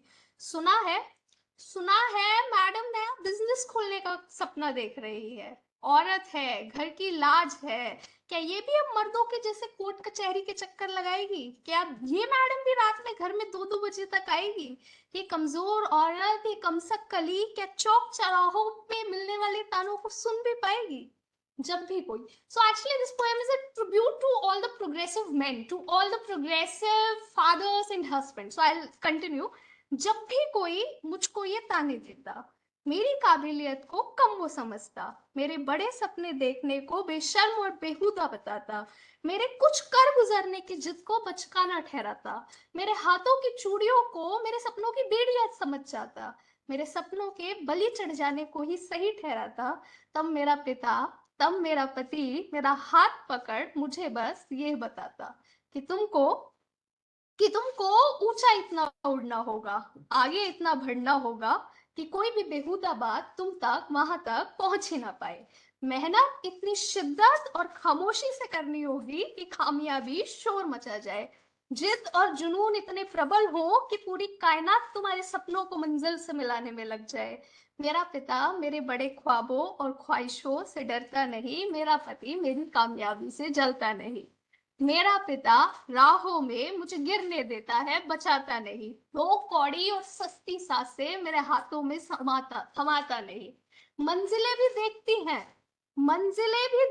हैं बड़ी हैरानी से मेरी तरफ कि मेरे गिर जाने के डर से मेरा पिता मुझे वापस घर बुलाता नहीं, मेरे पति ने कभी मुझको रोका नहीं, बात बात पर टोका नहीं, मेरे घर में रोटी मैं और दाल मेरा पति बनाता है, अगर मैं कभी थक जाऊं तो वो मुझे चाय भी पिलाता है, मेरा पति अक्सर मुझे मशवरा देता है, लेकिन अगर मैं उसे ना मानूं तो सहज ही वो रहता है, जो मुझे सही लगे वो वही करने को कहता है, मेरी हर छोटी छोटी जीत से भी सीना उसका गर्व से फूल जाता है, और मैं अगर कभी हार जाऊं तो हिम्मत वही मेरी बढ़ाता है। So that was a tribute. So if you allow me, I have some more lines. So it was dedicated to those women who have got the support from their families. You're lucky. या but there some women जिनको support नहीं मिलते हैं, हाँ, तो that's ये right. जो कुछ अगली पंक्तियां हैं वो उनके लिए हैं, उन महिलाओं के लिए हैं। अगर तुम मेरा साथ दोगे तो तुम्हारे साथ, अगर तुम मेरा साथ नहीं दोगे तो तुम्हारे बिना, अगर तुम विरोध करोगे तो उसके बावजूद भी मुझको तो तोड़ते जाना है। इन राहों को दिखलाना है, कांटों को बतलाना है। तेज हवाओं के झोंकों से डरने वाली मैं आज नहीं, गिरते पड़ते लड़ जाना है। पैरों में मेरे छाले हैं, पैरों में मेरे छाले हैं, पर मुझको चलते जाना है। मुझको वहां पे जाना है जहां चुप हो जाए ये सारा जमाना है। इन राहों को दिखलाना है, कांटों को बतलाना है, सपनों को अपने मंजिल तक लेके जाना है। Thank you. Wow, thank you. Great. That's lovely. Very nice, very inspirational and amazing. So you're really multi-talented, I must say. Thank you. Thank you, Miss Thank Monika. Really appreciate your talk. And yes, yes, I think it was, we've got a lot of good comments, but since we're running out of time, I'll not read them. So we'll go on to our next speaker. We have Miss Sunita ji. Is she here? Namaste ji. We have Sunita ji. So Namaste, she's namaste. Namaste ji. और मतलब she's a domestic helper, a cook, an amazing story. उन्हें बहुत मुश्किलों का सामना किया, 4 बच्चों को पढ़ाया. Her big daughter is bank executive हैं, दूसरी टीचर हैं, तीसरा सन 12वीं स्टैंडर्ड में है और चौथा 9th स्टैंडर्ड में है. In fact she is looking out for, she took that initiative, पूरे अपने बच्चों को एजुकेट किया. And she brought a change in whole family by educating her children, and also she's looking out for good jobs for them. So hers is a really inspirational story. And Sunita ji, please बताएं अपने बारे में, और आपने मतलब आपने कैसे मुश्किलें आपकी जिंदगी में आपने कैसे सामना किया और अपने बच्चों को कैसे पढ़ाया. अपने बच्चों को अच्छे से पढ़ाया है और बढ़िया से, और बोले जोर से बोले. नहीं, हमको सुनाई दे रहा है, सुनाई दे रहा है. अच्छा, सुनाई दे रहा. हाँ जी. सब बहुत मुसीबत से पढ़ाया है और खूब बढ़िया से पढ़ाया है. और क्या बताया, और आप बता. नहीं, थोड़ा सा कि आपने क्या मुश्किलों का सामना किया, बिकॉज आप बहुत मतलब ब्रेव रही. लॉकडाउन में ज्यादा परेशान हुए कि फीस नहीं दे पा रहे थे जैसे बच्चों का, और लॉकडाउन में तो बहुत मुसीबत तो हुआ. फिर कैसे उसका कैसा आपने सामना किया, फिर फीस कैसे दी. किसी से मांगे पैसे, उधार लिए, फिर चुकाए, ऐसे ऐसे करके पढ़ाया अपने बच्चों को. और स्कूल वाले तो नहीं मानते कि हाँ नहीं फीस लेना है. मैंने उनको बोला भी कि फीस मत लो अभी, तो वो फिर माने नहीं. फिर मैंने किसी से उधार लेके जहाँ काम करती हूँ वही लेती हूँ, जैसे ज्यादातर. और आपको आपका साथ पूरा हस्बैंड का मिला बच्चों को हाँ पढ़ाने के लिए. हाँ, बच्चे वहाँ मेरा आदमी बहुत अच्छा सा साथ देता है मेरा, बहुत अच्छे से साथ देता है. सब कुछ अच्छे से करते हैं. वो भी खाना पीने वाले तो नहीं है ऐसे, सब अच्छे बच्चे पढ़ाते हैं वो भी. और बच्चों के बारे में थोड़ा कि कैसे उनको भी आपने सबको पढ़ा रहे हैं, सब कुछ कर रहे हैं, तो हाँ जी. जॉब्स उनको मिल रहे हैं, नहीं मिल रहे हैं, क्या इश्यूज, आपको इश्यूज क्या, प्रॉब्लम क्या. बच्चे को अभी जॉब अच्छा नहीं मिल रहा है. बच्चे वो जो टीचर का कोर्स किया उसको अभी अच्छा सा जॉब नहीं मिला है. ऐसे उसमें पढ़ाती साईं मंदिर में, तो वो खाली किराया देते हैं पढ़ाने के, और बस और कुछ नहीं देते. वो ऐसे ही अभी जाती आती हैं पढ़ाने. उनको नौकरी नहीं अच्छी मिल रही है. वो फार्म भरा है तो फार्म कोई अभी जवाब नहीं आता है उनका फार्म का. तो आप क्या हेल्प, क्या सपोर्ट, मतलब कि जैसे अब नौकरी लग जाए, बच्चे का पढ़ रहे हैं, बच्चा पढ़े हैं तो हम थोड़ा सा अच्छा हो जाएगा, पढ़ जाए अगर, यही है. और कुछ बताना चाहते हैं, सब आपको सुन रहे हैं, आपकी मतलब स्टोरी में कुछ, जैसे जैसे आपको भी आपके पिताजी और माँ बाप से क्या सपोर्ट मिला, आप जिंदगी में कैसे. माँ बाप तो ऐसे ही मेरे को पढ़ाया नहीं, बस माँ बाप तो ऐसे ही थे, बहुत गरीब घर के थे, तो माँ बाप नहीं पढ़ा पाए मेरे को. मैं सोच के यही रखा था, खाने चाहे ना मिले, मतलब बच्चों को पढ़ाना है. हाँ, ये सोच बहुत अच्छी थी आपकी, वो हाँ. सोच ही तो आपको फिर मैंने मेरे घर यहाँ ससुराल में भी इतना पैसा वाले नहीं थे, वो भी ऐसे ही थे, गरीब घर में ही कर दिया था माँ बाप, और इतना दहेज दे नहीं पाते तो फिर ऐसी जगह ही किया था, हो पाए ऐसे। तो वही है, फिर ऐसे ही काम कर करके फिर हम दोनों मिलके काम किया, पढ़ाया फिर ऐसे ही बच्चे को। अच्छा, हाँ। and or we have an audience here, so would anybody like to ask her any question or kind of incentivize her or ask a question or give any suggestion? You can just raise your hands and speak. Ma'am, Preeti ma'am, मेरा एक suggestion है। जैसे कहती हैं कि उनकी बेटी को ज्यादा तनख्वाह नहीं मिलती है, मेरे पास ऐसे कुछ टीचर्स हैं जिसको कि ऐसे ही जो कम पैसे में पढ़ाती हैं, वो फिर क्या करती हैं, स्कूल के बाद ट्यूशंस लेती हैं और बहुत पैसा कमा लेती हैं। नहीं, ट्यूशन तो नहीं अभी पढ़ा रही है, घर में ही रहती है, अभी ट्यूशन नहीं पढ़। मतलब वो ये बोल रही है कि पढ़ा रही है, उनको ज्यादा तनख्वाह नहीं मिल रही है, तो वो घर पे फिर ट्यूशंस भी ले सकती हैं। ले तो सकती है, हम लोग बहुत लोग पढ़ाते हैं वहाँ पे जहाँ हम रहते हैं, तो वहाँ पे नहीं मिल पा रहा है ट्यूशन के लिए। मैंने बोला था बेटी से, तो वहाँ नहीं मिल पाया। प्रीति मैम, जिस स्कूल में वो पढ़ाती है वही जो कमजोर बच्चे हैं उसी स्कूल के उनके पास चले जाते हैं। हाँ, you're right. I saw that with my domestic help also. तो वो ये बोल रही है कि जैसे जहाँ जिस स्कूल में वो पढ़ाती है ना, वहाँ के जो वीक बच्चे होते हैं जिनको सपोर्ट चाहिए होता है, ट्यूशन चाहिए होती है, तो वही स्कूल के उसी स्कूल जहाँ पढ़ाती है उसी के बच्चों की वो ट्यूशन मतलब बाद में जो वीक बच्चे होते हैं उनकी ट्यूशन ले सकती है, ताकि उनको ज्यादा वो दूर है ना, तो बच्चे वहाँ से नहीं आ सकते। एक और सजेशन है, हमने वही स्कूल की बिल्डिंग जहाँ वो बच्चे पढ़ते हैं वही जगह दे रखी है, वही शाम को आ जाते हैं उसी स्कूल में। अच्छा, मतलब आप वहाँ अथॉरिटी से बात कर सकती हैं। वो बोल रही है कि जहाँ पे पढ़ाती है वहीं पे या उसी के वहाँ कोई फैसिलिटी है तो वहीं पे बच्चे आ सकते हैं और वो पढ़ा सकती हैं। Ma'am, I have a suggestion. Blackboard मिल जाता है, सारा इंफ्रास्ट्रक्चर उनको वहीं मिल जाएगा। Ma'am, I have a suggestion. Yes please. Ma'am, वो ऑनलाइन में भी पढ़ा सकते हैं, जैसे कि यूट्यूब में वो एक वीडियो बना के वो भी भेज सकते हैं। बच्चों को हेल्पफुल होगा और सब्सक्राइबर बढ़ेगा तो उनको मोनेटाइज भी हो सकता है यूट्यूब चैनल। मतलब बहुत सारे टीचर्स ऐसे ओडिशा में भी करते हैं ऐसे। मैम, बच्चों के पास मोबाइल फोन्स नहीं है, ना तो लैपटॉप है। बट आजकल आफ्टर कोविड-19 नॉर्मली सबके पास मोबाइल फोन से, बिकॉज मेरी भी डोमेस्टिक हेल्प्स हैं, उनके बच्चे मोबाइल फोन से आजकल सभी पढ़ रहे हैं। उनके पास नॉर्मल फोन है, ये दूसरे फोन नहीं है जिसमें वो इंटरनेट देख सके। I have one question. Yes, for Dr. Sunita. Charan. Yes. Sunita, हाँ जी।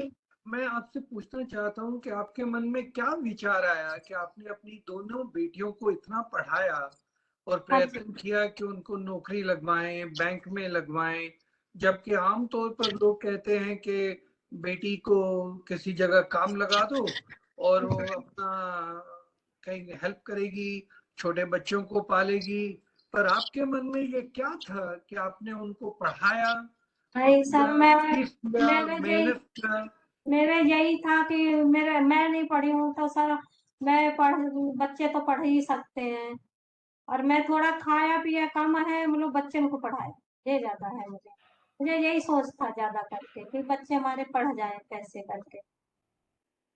और बच्चों I think she didn't distinguish. That was good. She didn't, मतलब आपने अपने बच्चों, लड़के या लड़की के बीच में कोई अंतर नहीं रखा उनको। नहीं, अंतर नहीं रखा मैंने, मेरा एक ही लड़का है, मतलब उसमें मैंने अंतर नहीं रखा, जैसे लड़के को जाने देती हूँ वैसे बेटी को, वही है, बेटी को यही बताती हूँ कि हिसाब से चलो, अपने हिसाब से आओ, अपने हिसाब से चलो।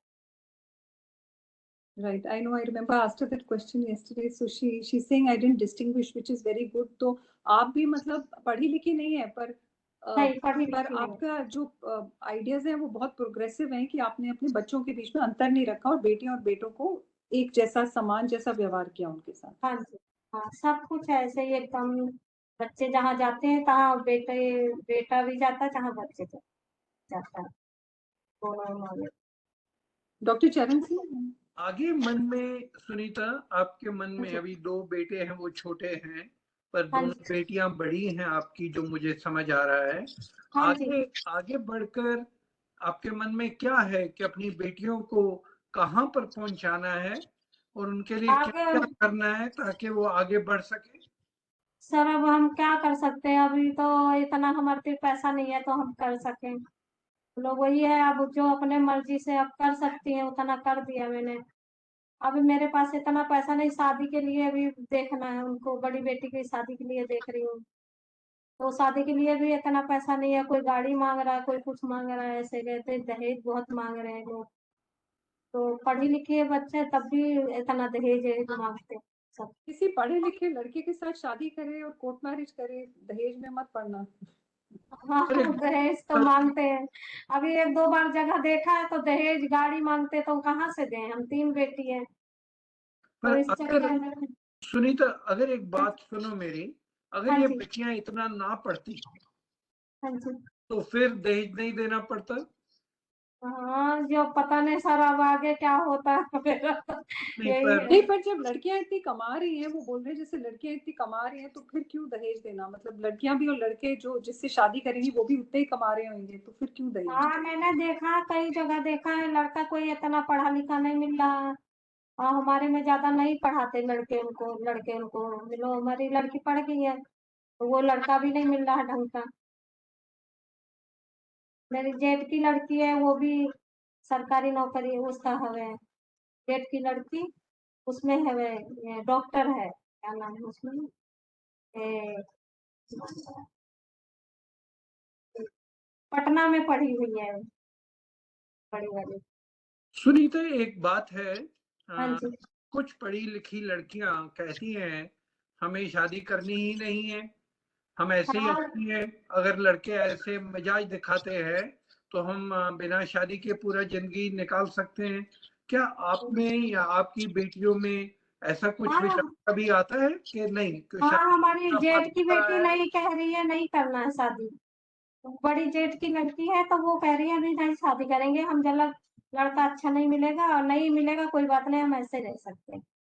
तो मन में कभी ऐसा आता है कि अड़ोस पड़ोस में परंपरा है कि लड़की की शादी करनी ही? हाँ वो लोग तो बहुत बोलते हैं, हमारी लड़की की शादी नहीं हो रही है तो बोलते हैं लोग कि ये देखो इनकी इतना बड़ी बड़ी लड़की हो गई, नहीं नहीं शादी कर पा रहे हैं, पता नहीं क्या कर रहे हैं ये लोग।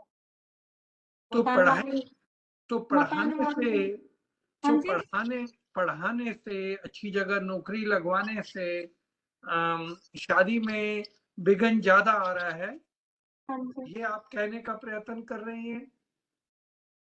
हाँ पढ़ने में अब नहीं मिल रहे लड़का, क्या करूँ, अब वो अपने मर्जी से, हमारे अभी परिवार में नहीं हुआ शादी, लड़की जैसे पसंद कर ले।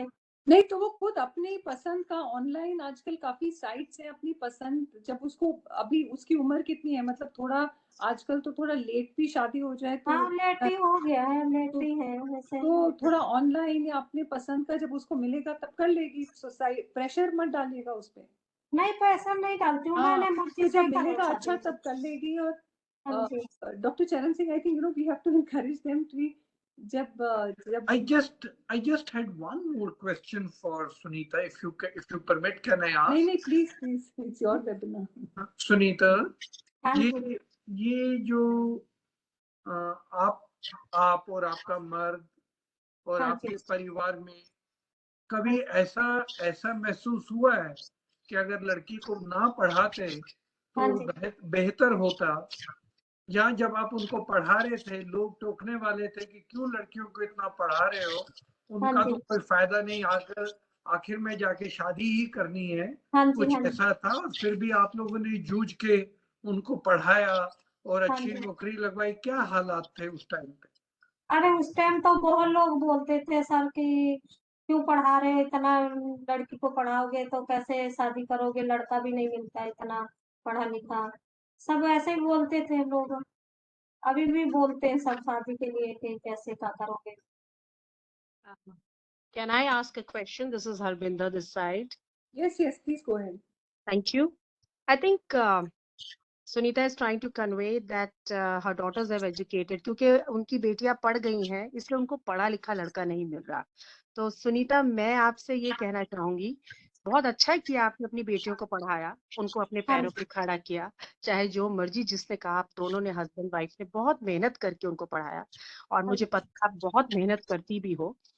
लेकिन अगर आपको पढ़ा लिखा लड़का नहीं मिल पा रहा है तो कोई बात नहीं, अच्छा हाँ जी, घर बार देख करके, अगर शादी का मुद्दा है, अच्छा हाँ घर जी, देख के जहाँ पे विचार अच्छे हैं और वो पढ़ी लिखी लड़की को अपने घर में लाने में खुश होते हैं, क्योंकि हाँ फिर आगे की पीढ़ी वो पढ़ने में विश्वास करेगी। तो आपने एक डिफरेंस कर दिया है एक बच्ची को पढ़ा कर, और इस हाँ, तरह से ऐसे घर जाएगी वहां पे वो डिफरेंस क्रिएट करेगी। तो ये सोचते हुए कि सिर्फ पढ़ा लिखा ही लड़का मिले, शायद उसकी सोच में फर्क होगा, क्योंकि आप लड़कियां चाहेंगी पढ़ा लिखा होगा तो वो अपने विचार अच्छे रख पाएगा या वो हमारे से अपने विचार मिला पाएगा। लेकिन हो सकता है कुछ बच्चा जो ना पढ़ पाया हो या ना पढ़ा हो, लेकिन उसके विचार और परिवार अच्छा हो, आप उसको कंसिडर कर सकते हो, जिससे आपकी लड़की एक हीरा उनके परिवार के लिए होगी, जो उनके परिवार को आगे चल के संवारेगी। आप इस चीज को आगे लेकर आगे चले और इस चीज को अपने माइंड में रखते हुए अपनी बच्चियों को आगे की जिंदगी तरफ ले जाने की कोशिश करें। तो थैंक यू। सर फिर कमाते नहीं है तो फिर कैसे कर लूंगी बच्चियों को शादी? समझाया जा सकता है, अगर अच्छा हाँ जी, परिवार मिले, ये नहीं कि कहीं भी धकेल दो, परिवार हाँ अच्छा हाँ, हो जहाँ पे पढ़ी लिखी लड़की की कदर हो। नहीं फिर वो लड़का जब कमा ही नहीं रहा कुछ, और ऐसे कैसे कर दूंगी, तो बेटी भी नहीं करेगी फिर। हाँ, तो कमाने वाले के यहाँ भेजोगी ना, बिना कमाए के हाँ क्यों जी, भेजोगी? कमाने वाला हाँ हो जी, पर अगर पढ़ा भी ना हो तो फिर भी हाँ, ठीक है, नहीं थोड़ा दूसरी बहुत जगह। पढ़ा हुआ है, बेटी से ज्यादा कम पढ़ा हुआ है, बोलो हाँ, वो कोई बात नौकरी नहीं। तो करता हुआ है कोई। सुनीता जी, मैम का कहना है अगर कोई नौकरी नहीं करता, अपनी दुकान होगी उसकी, कुछ ना कुछ तो करता होगा ना घर में। हाँ मैम जी, का हाँ ये जी, कहना है, कुछ तो कमा रहा है ना। My हाँ हाँ, suggestion is we are not here to advise Sunita. We are हाँ only ji, here that she participates and tells us what her issues are, which I think to a great extent she has explained to us. So, Madam Preeti Malhotra, you are the chair session. We give it back to you the way you want to conduct the rest of the session, please. No, sure. Thank you. I know we've now touched 5:35, so this webinar was to be till 5:30. So thank you all, and Sunita ji, हाँ जी, नमस्ते आपको जी। सुन के, आपकी problem सुन के, और मत से कि आपने बहुत हिम्मत दिखाई, जो अपने बच्चों को पढ़ाया लिखाया, वही बहुत बड़ी चीज है। और थैंक यू आने के लिए। In fact she was very brave कि आप आए, बात की, बहुत अच्छा लगा सबको। और thank you to all our panelist, doctor Pritpal Kaur, नमस्ते, नमस्ते जी, नमस्ते। नमस्ते सुनीता जी। नमस्ते। Hope you all enjoyed this session, and I hand it over back to Dr. Charan Singh. So thank you very much, Madam Preeti Malhotra. Thank you very much, the three panelists. Sunita ने भी अपने विचार रखे, doctor Pritpal Kaur IPS है, and madam Monika Mangla Indian economic service से हैं। Research उन्होंने की हुई है फीमेल लेबर फोर्स पार्टिसिपेशन पे, उन्होंने अपनी रिसर्च हम लोगों के साथ पूरी शेयर की है। तो हम सब बहुत शुक्रगुजार हैं कि आप सब लोगों ने अपने अपने विचार हमारे साथ शेयर किए हैं। हम लोग इस रिकॉर्डिंग को कल दोपहर तक अपने वेबसाइट पे रख लेंगे। अगर आप इनको इस वेबिनार को दोबारा सुनना चाहें, you are welcome to listen to it. आज के वेबिनार में काफी स्पष्ट होकर सामने आया है, दो अलग अलग पहलू सामने आए हैं। Successful women in terms of an IPS officer and an Indian Economic Service officer, challenges even they have faced, they are trying to conquer it. At the lower segment of the society, there are challenges, and these challenges are not easy. You can educate the girl child, but to settle her is not an easy thing. Mahatma Gandhi used to say, if you educate a girl child, you educate a family. But look here, we have just witnessed a situation where the educated girl child may face a challenge in starting a family. So I think the society has to take care of it. One thing which I understand is education is important, and that empowers women in a very big way. Both our other two panelists, highly educated and feeling highly empowered, and the poem that has been recited by both the participants, extremely encouraging. The, the last poem which Monika Mangla said, a contrast of a supporting man and a non-supporting man.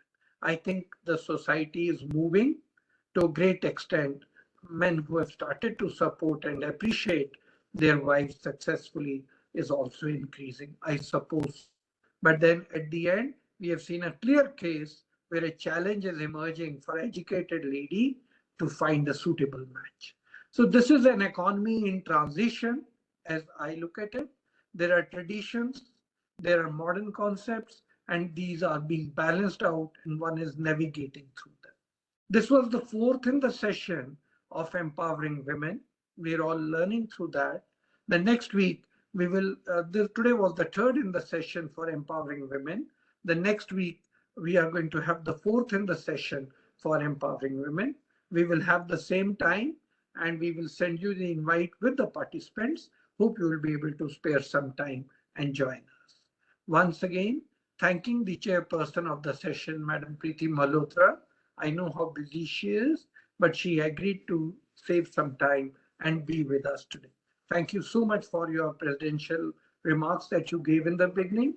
Thanks for sparing the time and being with us. With that, let me conclude and then wish you a great weekend and look forward to meeting all of you again next week. Thank you. Yes, sir. Thank you. Thank you so much. Sangeeta Kumari ji, I think you have been messaging for questions, but unfortunately we've run out of time. So unless Dr. Charan Singh is okay.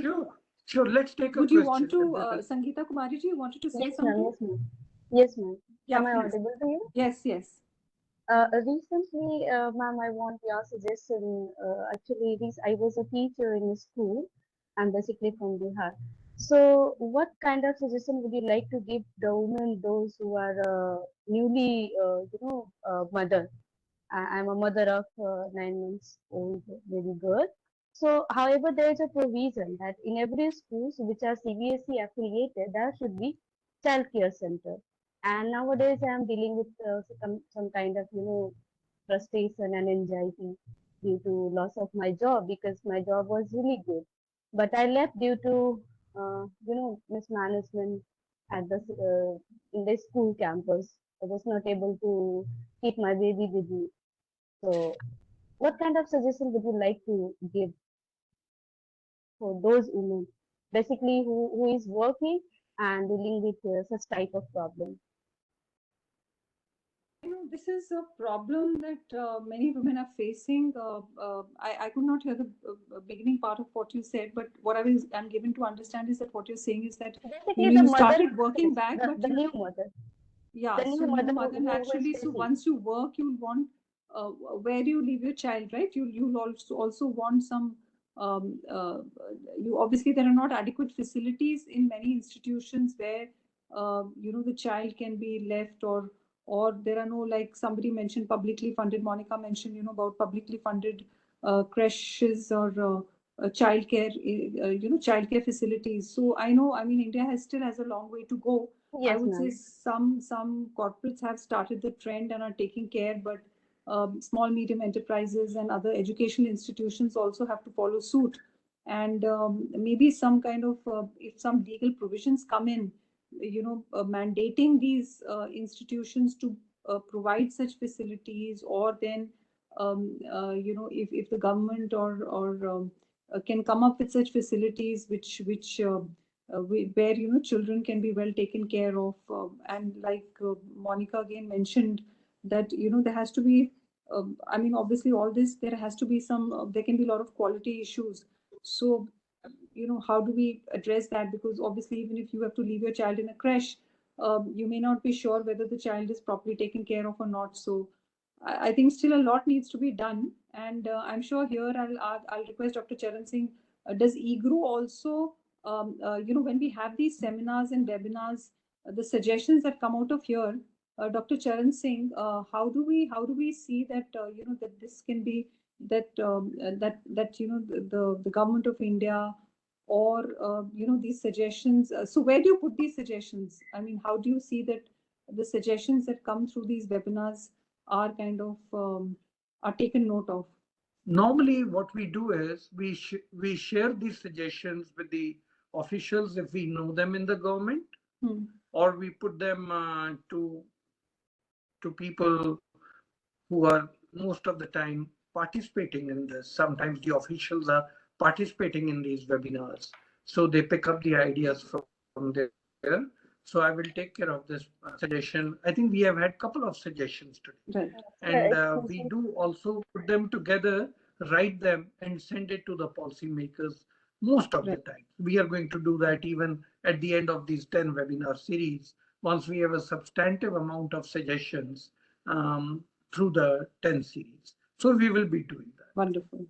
I know you run policy circle Yeah, also, the last so I'm sure you'll be able to Yes, influence policy we much put more. it in the policy circle too, which again goes to many policymakers across the country. Lovely. That's Preeti ma'am. wonderful. Preeti Yes. ma'am, Preeti ma'am, my last question is to thank you so much. I got the clarification. Thank you so much to consider my issue. And the last question is that how, you know, ma'am, this is the reason actually you can say the problem that so many women are, you know, losing their job and they're getting disappointed from sometimes personal life also and not get interested for further education. And as so do I nowadays. And because recently I lost my job. See, it is not the problem that I am not getting financial support and all those, but still I am demotivated that I'm nowadays I'm involved in, you know, in household works and all those. Ma'am, how to create a balance between professional and personal life? If I joined after 3 months. At 3 months I have been given maternity leave. All right. So when I joined, then I was feeling that I am doing injustice to my child, who was just 3 months old. And when I was means teaching, at other hand, then I was taking. I hope that you understood कि किस तरीके से professional और personal इन दोनों के बीच balance create. Understood. I've understood what you're saying. I think this is a problem a lot of women do face in terms of, and a lot of institutions avoid sometimes hiring women is for the reason that they feel that, you know, there'll be certain maternity leaves, other leaves, and so, you know, the output may not be as much. But I think today women are proving that the output can be better, or at least equal and better to what the output of a male is also. But I agree that there are a lot of, you know, in the sense that there are a lot of handicaps sometimes which women face in terms of their household responsibilities, and especially in nurturing children. And, you know, the only thing I can say is that thanks to technology, if you can, you know, especially if you have to devote time to children, just see how you can, as happened in COVID-19, how you can, you know, kind of work out of home for some time and, you know, restrict the number of days you have to go out. But I know all these are challenges which we have to face. Maybe we can discuss it offline sometime. I know, Dr. Charan Singh, we're running out of time, so. Thank you so much, ma'am. Thank you so much, sir. Thank you so much. Yeah. Thank you. Thank you, everyone. Thank you. Thanks once again. Yeah, thanks.